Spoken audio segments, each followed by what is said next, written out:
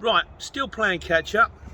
This was a question I was asked by Marius Way, and he said, is Bristol a good area to run out of?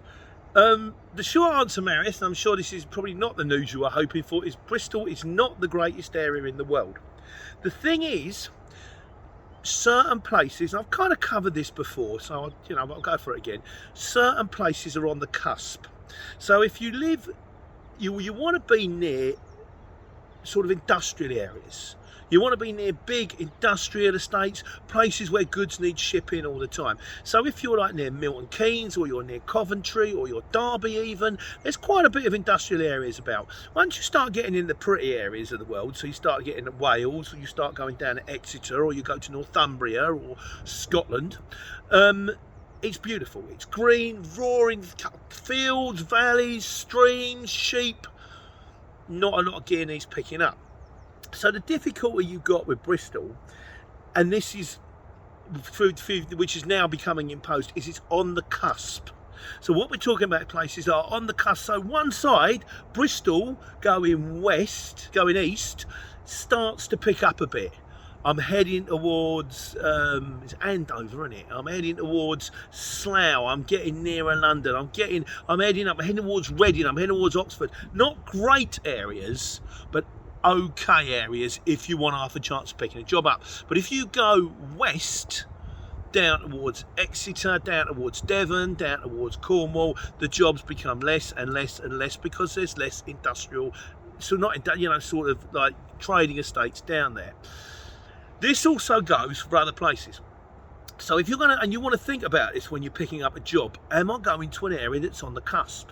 So you think, well, I've got Southampton, I've got Portsmouth, they must be good areas. As I've said, Bournemouth, Brighton.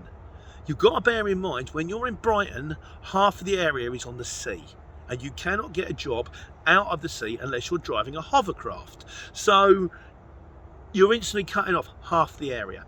If you're like me, in old Veronica over there, and you're like Euro 5, then you've got to think about it when you're going near Birmingham, when you're going near Portsmouth, when you're going to the new zones that we keep going on about, near London. Because, yeah, you can still get a job, but you're going to have to pay the zone charge, whereas other people might not have to pay the zone charge, and that's kind of make you maybe a little bit job prohibitive. Unless the job's going some kind of distance, in which case you can kind of sponge it up a little bit, But so, certain places you want to think about. Anywhere that's green and beautiful, anywhere that's underwater, obviously, and anywhere that's kind of in a zone is going to make it zone prohibitive. So what can you do to get around this? Well, there's a couple of things you can do. Firstly, if you still want to run on the CX, if that's your bubble, that's what you want to do, you can always get up a little bit earlier and then move out, so you can head towards Slough. It's a bit of a trek, I've got to be honest with you. But you get up at 6, you could be 7:30 Slough. Maybe stopping, looking all the time, see if something pings up. And you can increase your search radius. So on the way, you can stay in Bristol. You can increase your search radius. You can go on the desktop. You can say, well, don't show me jobs in a 10-mile range. Show me a 30-mile range. Show me a 50-mile range. Show me jobs that are coming up not just today, but Tuesday, Wednesday, Thursday. I'll see if I can get one booked in. Because if you can get one booked in, see if you can get one early, not too far away, they might take you from Andover to Northampton, then you're in Northampton. You've got a much better chance of getting your second job. That's 2 things you can do. And the third thing you can do, of course, is tramping. So if you're actually prepared, you have to do it every night, but if you're prepared to sort of go, well, look, I'll get the first job, get me out of Bristol, and I'll go anywhere. I'll go Bristol, Milton Keynes, and then we'll go Liverpool, and then I'll wind up in Preston. And I'll look for one like Preston in the evening, one for the morning. I'll keep in the van. I'll get myself a cheap B&B. I'll go and get myself in one of these hostels. I've never done a hostel, but apparently they can be very cheap and they can be very good fun. I don't know, one of the fitters, I have to deliver the stuff. Hello, Paul. How you doing, mate? He does the shelters for the trolleys. I do them quite a lot. That's the way around it. You don't have to stay out all the time. Maybe one night, maybe 2 nights. These are things that you can do if this is what you want to do to try and increase your jobs. And the final one you can do, start carding.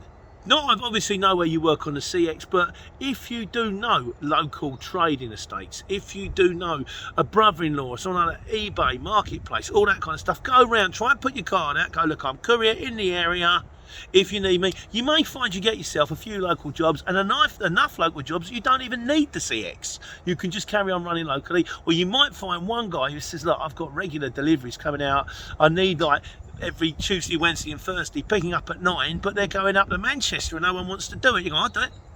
Or, you know, or Tuesdays and Thursdays, I'll do it.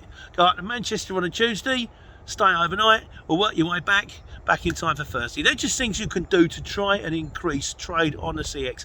But the short answer to your question, Marius, is unfortunately Bristol, it's not the worst area in the world, but not the best either. But let me know, maybe you're out there doing it, and if you are, let me know how you're getting on. I hope you're taking care and taking money.